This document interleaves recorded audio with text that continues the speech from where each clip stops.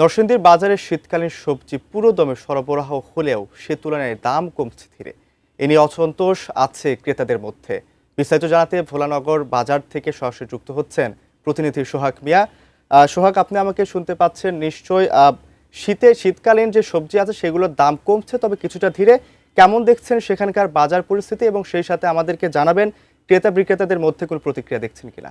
গুলোতে শীতকালীন সবজির সরবরাহ পুরোদমে রয়েছে, তবে অন্যান্য বছরের তুলনায় এই সময়টাতে শীতকালীন সবজির দাম কিছুটা ধীরে গতিতে কমছে বলে ক্রেতাদের মধ্যে অসন্তোষ রয়েছে। ক্রেতারা বলছেন যে গত বছরে শীতের এই সময়টাতে শীতকালীন সবজির দাম তুলনামূলকভাবে কম ছিল, কিন্তু এই সময়টাতে দাম কিছুটা ধীরে গতিতে কমছে।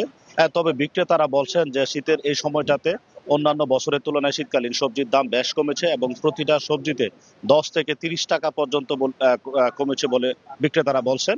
আমি রয়েছি নরসিংদীর বেলানগর কাঁচা বাজারে। এখানে বাজার ঘুরে আমরা শীতকালীন সবজির যে দাম দেখেছি সেখান থেকে যদি কিছু সবজির দাম জানিয়ে দেই।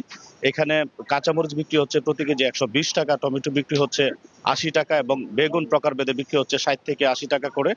ফুলকপি এবং পাতাকপি প্রকারভেদে বিক্রি হচ্ছে 30 থেকে 40 টাকা করে। লেবু প্রকারভেদে হালি বিক্রি হচ্ছে 80 থেকে 120 টাকা করে। এছাড়াও এখানে করলা বিক্রি হচ্ছে 60 টাকা কেজি করে। এভাবে প্রায় প্রতিটা সবজিতেই দাম কিছুটা কমেছে। তবে ক্রেতারা বলছেন যে অন্যান্য বছরের এই সময়টাতে শীতকালীন সবজির দাম আরো কম থাকে।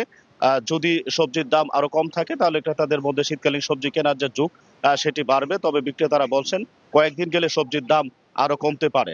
ক্রেতাদের শেষ একটা দাবি যে বাজার মনিটরিং এর মাধ্যমে যাতে নিত্য প্রয়োজনীয় বাজার নাগালের মধ্যে রাখা হয় সেই বিষয়টি যাতে নিশ্চিত করা হয়। এ ছিল নরসিংদী থেকে বাজার দরের সবশেষ খবর।